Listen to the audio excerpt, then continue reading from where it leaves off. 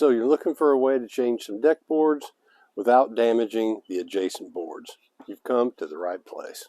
Let's do it.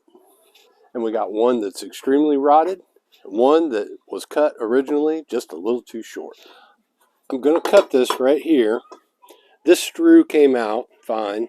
This one, the head snapped off of.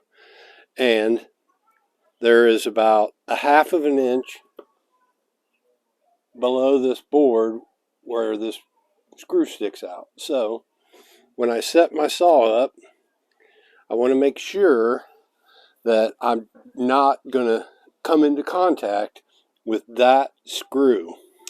I got plenty of clearance. I'm not going to hit that screw head, and I'm not going to hit the surrounding decks.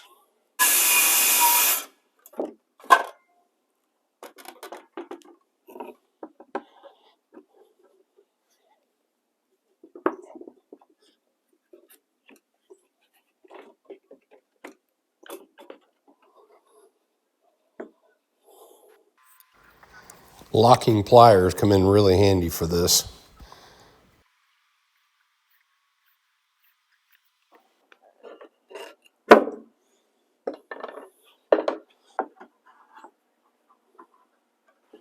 I just laid that over the top. I'm going to mark it.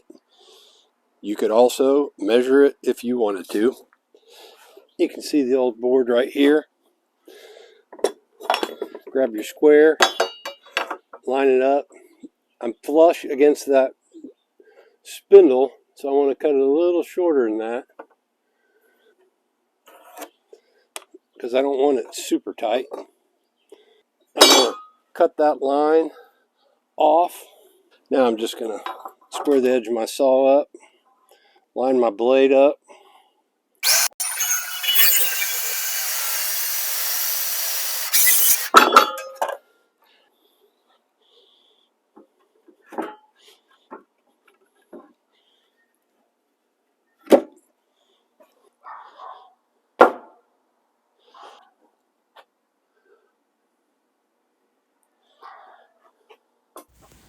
And this is that really rotten board, and I didn't want to bust it into a ton of pieces, so this is how I'm securing this lever to the top. And I've removed the screws, the ones that would come out, and it just pops right up. I got a few heads that snapped off of screws that I'm going to back out the screws or grind them off.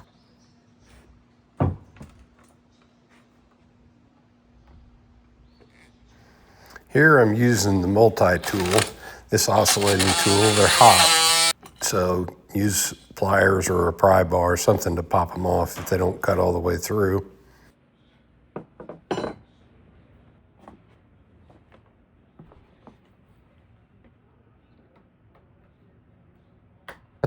I cut this in and it didn't get picked up in the video, but I just used a jigsaw. And I'm using these vice grips here again to back this off. This works pretty well in the wide open areas anyway.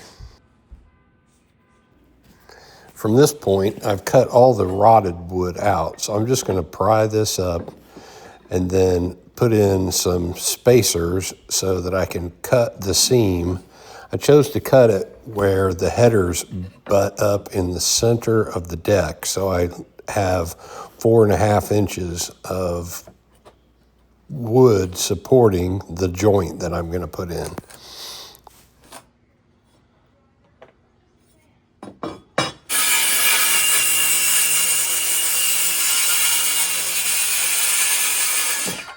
Bombs away. So I'm going to pull this stuff out of the way. I'm going to drop the board in, butt it up on the outside of the deck, and then I'm going to scribe a line with my square and cut it just a little bit short so that you're not making it overly tight. I'm just using this as a spacer.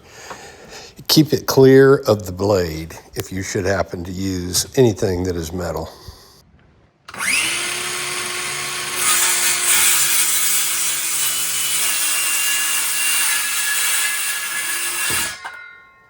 Well, now it's time to go back and add in all the screws. Just make sure you use coated deck screws.